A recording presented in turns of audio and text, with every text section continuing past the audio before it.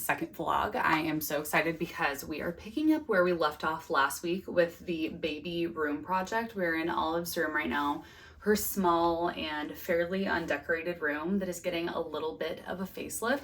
I showed that we were picking out paint these shelves last week, and we are going to put them up today.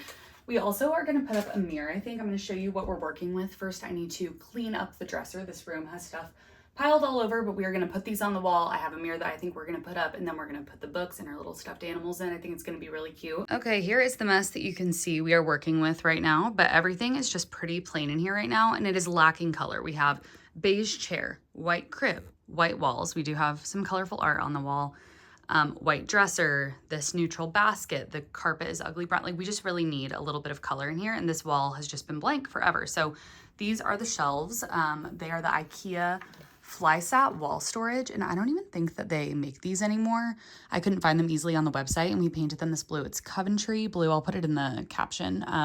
Coventry blue from Valspar. We got it from Lowe's. And this is just her little butterfly jelly cat and her little cow that I have in there. I don't know if this will stay, but we have 2 of these. And yes, the underneath is none of my business. I'm not going to be seeing it once it's on the wall. We have a second one right here. And then I was thinking, this is the other like cutest part of her room, is the little dollhouse down here. This is the Tenderleaf Toys Foxtail Villa. It is so sweet. Like, the outside is really pretty. I was thinking it would have been so cute to do the shelves the same like mauve as the door, but I really love the blue. And then this is what the opposite wall looks like. Here is this mirror. And this, I feel like, was from that era where we were all into like the boho rattan stuff. And that's not really my style that much anymore, but I feel like paired with those shelves, actually, I put them side by side. It looks really cute. So I think what we're gonna do is clean up and then do shelf 1 and shelf 2, then the mirror right here. Then this basket will eventually have like stuffed animals and stuff. It still has leftover like newborn supplies. But first, let me clean up, fix these knobs, make it nice. I really do feel like I've fallen into the renter trap a handful of times, or the budget trap, where I'm like, okay, my kids' rooms and like just my home in general, like, is never gonna be perfectly aesthetic. Like, we have this carpet, we have XYZ, but I really think that it's just not that deep in the way where it's like, who cares if it's just like a random color that I'm not gonna be obsessed with down the line, or if it's like perfectly curated. And like, sometimes I have the mindset of, well, if it can't all look nice, like if I can't have the nice floor or the furniture that I want or whatever, like, why bother with anything? But the reason is that kids think that it's special, you know, like they like having their space feel like personalized to them. And I've seen this with my big girls. We have like all their art on the walls. They really love that, and it means a lot to them. And I don't want to like wait and be like, well, one day, because like, who knows if that's gonna come, and why live like that, and why not just like do little fun projects. And I know it's not that deep. It's just, you know, a bookshelf on the wall, but it has really kind of helped me to get over my like thought of like, why bother with this room, you know? Truly, what is cuter than all the little people?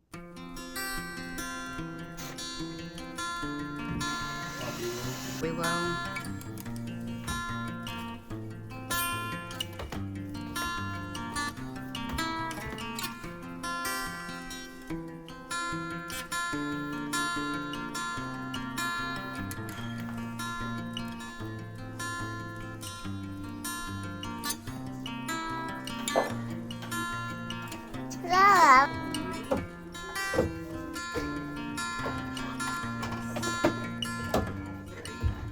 We have our finished product, and I am so happy with how it looks. It looks so cute with all the books in it. I wasn't sure until they were in there, but this is the setup that I have with all of the books. So we have a bunch of these that we're obsessed with, the Mrs. Pinochle alphabet books. So we have the bird one right here. We have the fruit one right here. We have bugs back here. The vegetable one right here. We have the earth one and the ocean one in the closet. We have Giraffes Can Dance, which is one of our favorite bedtime books. The Little House. This is a longer one, but it has a beautiful cover, and it's one of my like most cherished kids books that we have. Tale of the Castle Mice, a couple more board books. Mama Loves You So, and then bears. There's a bear in my chair back there. Have to have Nancy Tillman represented in a nursery, you know. Little blue truck. And then we have her cute little stuffies right here. I'm obsessed. And then the mirror turned out really cute too. So it definitely, like I said, is not like the normal style that I go for that often anymore. But I think paired with this, it looks like very whimsical and cute. And then her little setup over here with her keepsakes. I love it. And then there's the little like basket bassinet right here, the dollhouse over there. I ended up painting one like light minty sage green for my oldest daughter that she wanted, and they could not agree on a color. So I have like a light pink that matches the inside of my big girl's door to put in their rooms. to have like next to their bed for stuff, so I might have that later in this vlog. And then I think we have like the miniature versions of these in my 3-year-old's room next door. Her room is the one that isn't painted and stuff, so it's like not as cute, but we might paint hers too if she's excited about that. I'm getting ready for bed and all I want to do is climb into bed and read. I've been so exhausted. It's only like 7:45, but you know what sucks? When you're like a hobby girly, you like the hobbies, but by the time the evening rolls around, this is just the mom struggle. You're like, the last thing I want to do is cut little scrapbook papers and write about our day collecting seashells, you know? And sometimes you just have to say like, okay, the overall satisfaction of doing the thing is worth the exhaustion. But right now, my eyes are so bloodshot, I literally have to get in bed with my Kindle or I'll die. And not only do I need to get in bed with my Kindle, my adorable Kindle, that every time I see this case from April Supply, I get so excited. I'm reading Daisy Hates, and it's the 4th book in the Magnolia Parks Universe series. So good. I'm absolutely addicted. Don't know why I'm showing you my ad, but you know how cozy I need to be right now. I need to recruit my stuffed animal to snuggle with as well. I'm gonna have my Kindle and my little stuffy. Look how ragged. This is not mine from childhood or anything. I literally stole this from one of my kids because I like sleeping with it. Good morning and happy Monday. I'm pretty committed to my Mondays, getting a good start to the day and a big to-do list and stuff. They're listening to the Moana soundtrack in the kitchen, and I'm getting school set up. It's like 8:30, we just finished breakfast, and today we are starting a different math curriculum. And I'm like not 100% sure if we're gonna fully switch. And I hate whenever I like talk about curriculum and switching and stuff, because people will be like, oh yeah, like we like this way better than XYZ. And I don't know why I get like defensive of what we were using, because we are using Singapore dimensions. And I really love it. I feel like it is very no fluff. We had switched from The Good and the Beautiful to Singapore. It's no fluff, it's mastery based. So instead of like addition, then time, then money, and then circling through, that's spiral based. This is mastery, so it's just you're doing addition until they've mastered it, and then you move on to the next thing. And I thought that was working really well for my oldest. And as time's gone on, I feel like I don't like the way that the teacher guide is having me like teach concepts, which I'm doing more as it gets like more advanced. Obviously when it's really early, like it's pretty self-explanatory, but now that I'm like teaching her different strategies for doing things, whatever, it just hasn't been like amazing. Like she does fine with it, but it requires a lot of reiteration and it's just kind of dry. Like she definitely doesn't look forward to doing it. And I've heard amazing things about Math with Confidence, because this is kind of more of like a game-based, more like tactical and fun. And I just feel like maybe it'll be a good fit for us. And the nice thing about having funds from our charter school is I can kind of date around curriculum-wise and see what works well for us. So this is the first grade set. And then I also got the kindergarten set for my younger daughter, and we're gonna try this today, but it already looks really promising. It has this massive teacher's guide here and then the workbook. And I think that we're probably gonna we've already finished the first semester of first grade, but I think we'll probably do like some of this just as review, go at their own pace and just see. But it's like a lot more like fun and cutesy looking. And I just think my daughter's really advanced with language arts stuff, and math is just not her favorite. So I think maybe something's more play-based. There's little games that they can play together because there's similar levels and stuff, that it'll be good. So I will report back on how that goes. Here's just a little look at what it looks like. So it's this big teacher's guide. It has all this information in the front. And then, you know, it's saying like, what do I do if my kid's frustrated? Like it gives a lot of like context, you know, teacher guide stuff. And then each lesson looks like this. So it's combinations that make 10, which we've already done all of this, but I feel like in the early years, math is not a topic that I'm interested in rushing. Same with reading. Like my daughter's mastered reading really quickly, but math is just one that I feel like building a good foundation of number sense and stuff, like I would rather take my time to do that because it'll only serve them later. But it gives like little games and a lot of fun things like that to do, like with cards and whatnot. And I just think that maybe it's going to be more her style. It uses like more, I mean, the other curriculum uses manipulatives too, but you can just see like the format. It just is a little more fun and engaging than Singapore, perhaps. This is what the workbook looks like. And I just, you know your kids. And after a couple years of homeschooling, I feel like I have learned when it's the curriculum's problem or when it's just like that we need to get past like a learning block, you know, which is normal. Like, I don't think it should always be perfectly easy and they have to learn how to overcome that. But this just looks like it would be her style. And it's nice knowing that as her mom and her teacher, I can kind of make those calls. So we will see how these go. I will give an update either on here or on TikTok, whatever. I also got a manipulative set, a base 10 set. We have like number cubes and stuff, and we don't use a ton of manipulatives, but I just thought this is like a classic math manipulative set. So we got these. My to-do list is really long, and sometimes I just get so overwhelmed, like, okay, let's just get the school done, so then whatever else happens during the day, I at least got that done. So we are going to try to crank this out with both of them. Fingers crossed they like it. My kindergartner is flying through. How many pages have you done, Rose? Like 6? How are you liking it? I like it. I'm asked often how I occupy the toddler while the big girls are doing school, and sometimes she does school too, which is just taking an old workbook and just having at it. She is just doing random things, putting stickers on it right now, huh, Marks?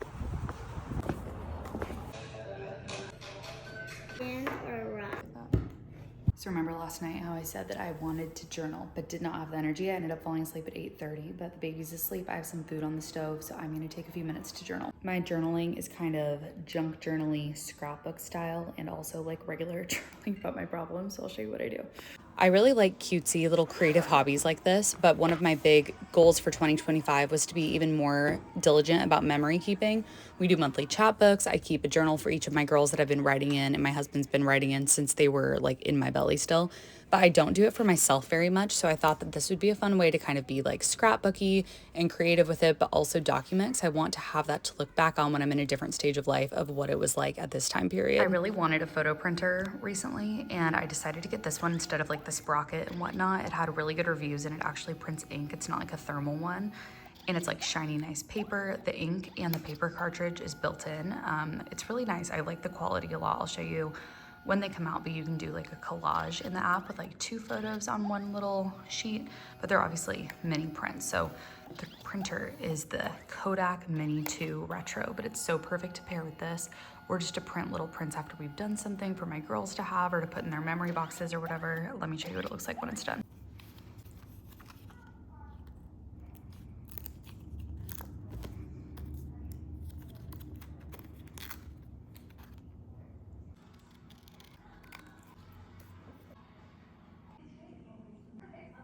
So this is my journal currently. So if you open it up, I have my like little vision board right here. I just made this whole collage in Pinterest and then printed it. I didn't like print individual pictures if you can't tell. And then I just have a couple cute pictures on this intro page.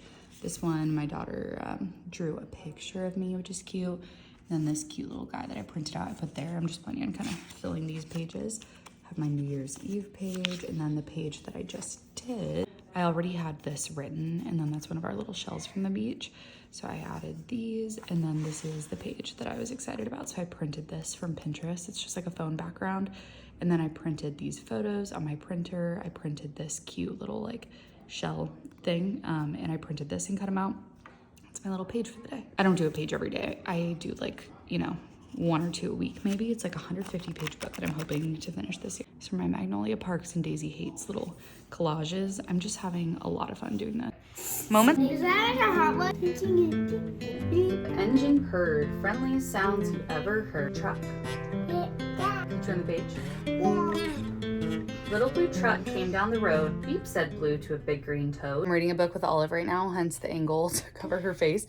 But this book was such a childhood nostalgic book for me. I got a copy for them a few years ago. I need to know if anyone else had this book as a kid. It's called What Makes a Rainbow, and it has like these ribbons that build the rainbow as you go on. Here, look, let's show them the rainbow. So as you get further in the book and you open each page, it like adds the ribbon. This is the book out of every book that I remember the most from my childhood. And then at the end, it has like the little pop-up rainbow. There's no way I was the only kid who had this. Well, hello from my messy kitchen. It's lunchtime right now. My big girls are at swim. Riley took them today. And if I'm looking a little lifeless, A, it's because I have all my makeup but eye makeup on. And B, it's because I was up last night reading my book way later than I should have been. I finished the 4th book in the Magnolia Parks Universe series, and it was so good. I was gonna try to multitask and clean up while I talked, but I might just need to lean in and give you the scoop. So I have alluded to this several times. You saw my journal pages. I am fixated on these books, and I have not felt this way about a series since I read the ACOTAR series like 4 years ago now. I am so immersed in stuff. It is so good. So here is like the basic rundown of these books. The first book is called Magnolia Parks, and it is about a girl, Magnolia Parks, and it's giving like Gossip Girl vibes, right? Like they're rich socialite kids in their early 20s. They went to boarding school together, and they have all sorts of like toxic relationship dynamics. And a lot of people start Magnolia Parks and they're like, no, this sucks. Like these characters are awful. That's the point. The point is that you're like, oh my God, are you guys gonna just like stop doing this back and forth. Like, it's frustrating at first, but it's this entire friend group, right? So it's Magnolia and BJ, literally just holding my trash in my hand so that I can continue to yell. Magnolia and BJ are the first couple. And then you meet all their friends. They call like the box set. So it's like a bunch of boys and there's like girl side characters and stuff. So that's the first book. I highly recommend audio for this. I actually do the Kindle version where it's like you're reading on Kindle, but you can click in the Kindle store and click like add audible narration for $12.99 or whatever. I get it. It's expensive. It's expensive. So I have not done the last couple books, but when you're like just getting acquainted with the series, especially on books 1 and 2, highly recommend that. They're so entertaining. It's like, they're just rich and the dynamics between the friends and stuff are like so insane and whatever. Book 2 is called Daisy Hates, and she is the other like main girl character. So it's more like her story and like her relationship and her brother, and they're from this like crime family, and it's just so good. I love these books so much. And then so it's Magnolia, Daisy, Magnolia, Daisy, Magnolia, and that makes up the 5 books. And like I said, the audio Kindle combo is so nice because if you open the Kindle app on your phone, it'll like read it and highlight like where it's at while it's narrating it. So I feel like it just makes it go really fast. And these narrators, they're putting their all into like the delivery of this book. They are so good. You're gonna be like, F these people, they're awful, they're toxic. That's the point. But listen to me when I say that I have never been so obsessed. Every song that I hear, I'm like, this is about Magnolia and BJ. Like, I make all the collages. I'm watching all the TikTok fan casts. Like, I love it so much. It's the most fun I've had reading in so long. So if you just need a series to get swept up into and just to keep you busy for a while, the Magnolia Parks Universe series by Jessa Hastings. I just started the last book and I'm so sad. I purposely didn't get the Audible because I knew it would go too fast if I did. And it's 720 pages, so we'll see how long it takes me. Hello, we just got home from a meeting with I want to say our teacher, because that's like what it's called, but it's our HST, which is like homeschool teacher. We homeschool through a charter. You can do like private homeschooling in California or through a charter, and I'm not gonna go super in depth, this could be really long, but basically we are able to, we submit work samples. I have the guidance of like a resource person if I want, but I'm still the one choosing all the curriculum, doing all the instruction. Nothing is in person, nothing is like through the school like that, but we also get funds to buy curriculum, whatever. I just wanted to give an update because I talked about the Math with Confidence earlier in this vlog, and I was talking to our HST about it a little bit, and she was saying that the Singapore, because I was telling her like the Math with Confidence, especially the first grade one, which I actually have in the car, it looks really easy even at the end, which I knew it was like more of a gentle hands-on program. And I don't know, I don't think that I'm gonna be able to use it, especially the first grade one. Like the end of the first grade one, I feel like I would not feel comfortable just doing that for her first grade year. And our HST was saying that it is a lot easier. Like she doesn't think it's a bad program, but she was saying that Singapore is a lot more aligned with like the state standards and stuff. And like is gonna keep her more on track with the state for grade level and stuff. And I get that one of like the perks of homeschooling is like the flexibility and catering to your kid and all of that, which I am absolutely all for. That's a big part of it. But like I am one of those homeschoolers that is still like very concerned with like academic success in grade level and like how they're doing overall, because who knows if we'll homeschool forever. I plan to, but like you never know what's gonna happen. And I just want them to have like the best of their academic experience, whatever. I don't need to go into depth about my homeschool philosophies and stuff, but it's interesting because I was looking at the like 1B. This is the second half of the Singapore first grade year. 1A, then 1B. This is 1B, which is what we're starting on. And like by the end of this, it's doing like a lot more complex stuff than the first grade Math with Confidence. So I think what I'm planning on doing is sticking with Singapore. And then I think for subjects that I feel like she could use a little reinforcing with, or if I want her to have some like independent work to be able to do on her own, I will let her do the Math with Confidence, but I'm considering ordering the second grade Math with Confidence if we continue to have issues with this, because the first grade is just too gentle and I feel like does not go in depth enough. The kindergarten one, I feel like my HST suggested, because my daughter who does kindergarten level work, what?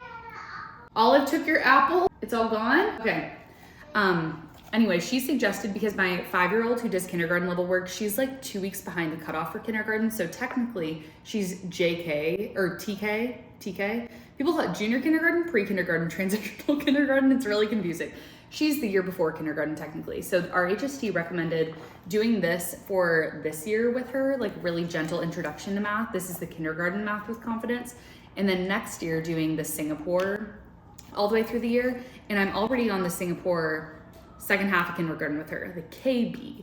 but I feel like maybe we'll pause that and just do this for now. This is just like very, very gentle and simple. So my conclusion here is I want to stick with Singapore as our main curriculum. Sensor baby. And then use these just for fun, for some additional stuff, and maybe as the main curriculum for this year for my kindergartner, who's technically not a kindergartner. Something that you might not know about me, or you might, is that I have a podcast. It's a really high studio production value situation. I'm gonna show you the studio here in a minute.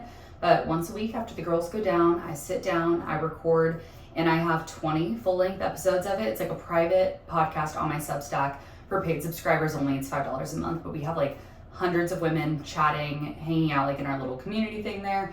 But tonight is a podcasting night for me. Tomorrow night is gonna be like a fun night. We'll bring you guys along on it, but tonight is like work night for me. So I'm going to record the podcast episode, and then I'm going to edit some of this footage down. So I'm hoping I can, romanticize the grind, even though I've been up since, 5:15 this morning without a break.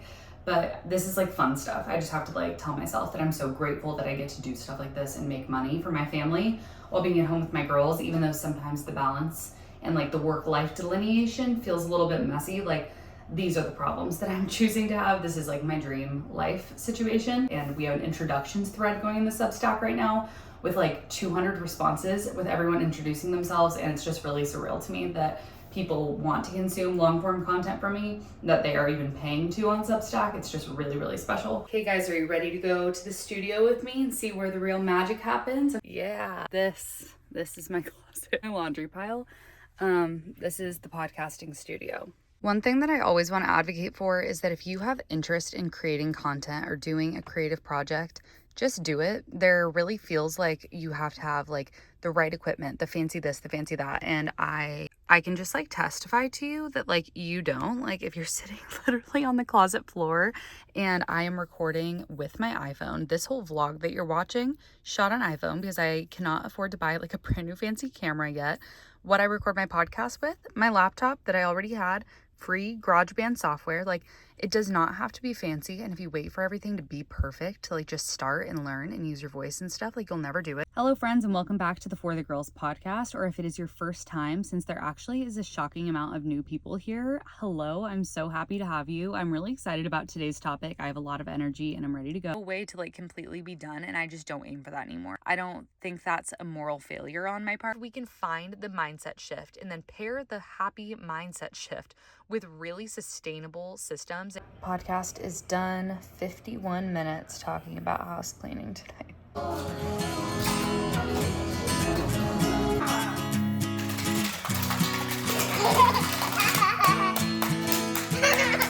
Suitcase made of a I uploaded the podcast today all about my cleaning system, and one of my like resounding messages was that you cannot rely on motivation to clean and get things done. You just have to have the discipline, and I am taking my own advice right now. It's nap time. It's 12:30. I'm running on 5 hours, 57 minutes of sleep and 3 coffees. But I put on workout clothes, the headphones. I downloaded a new audiobook. It's Listen for the Lie. I have a friend who listens to a lot of audiobooks and said this one was really good.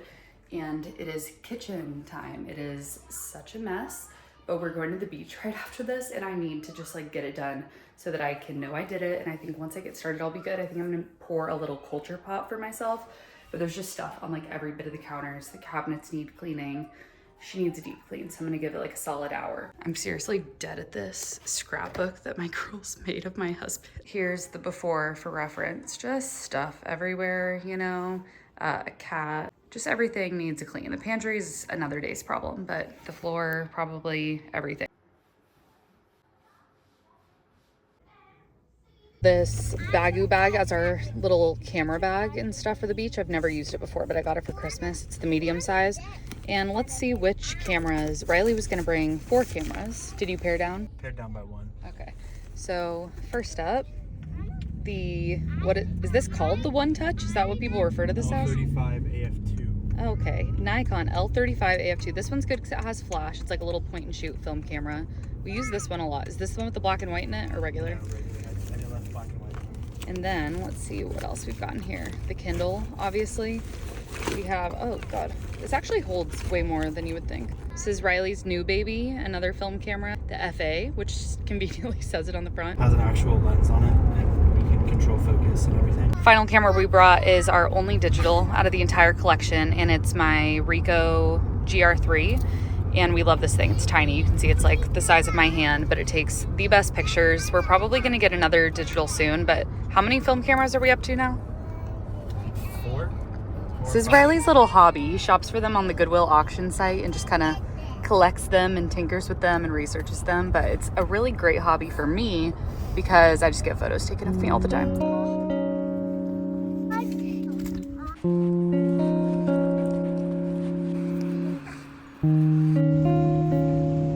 Oh, maybe. I believe.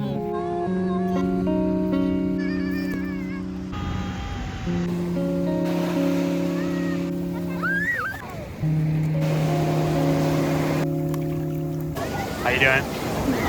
Cold polar plunge? Yeah. Last time we were here, I like desperately wanted to go in and I didn't have my swimsuit or anything. I wanted to go in this time, but I was afraid and it was so freaking cold, but it's really beautiful outside. It felt good. Didn't get eaten by a shark.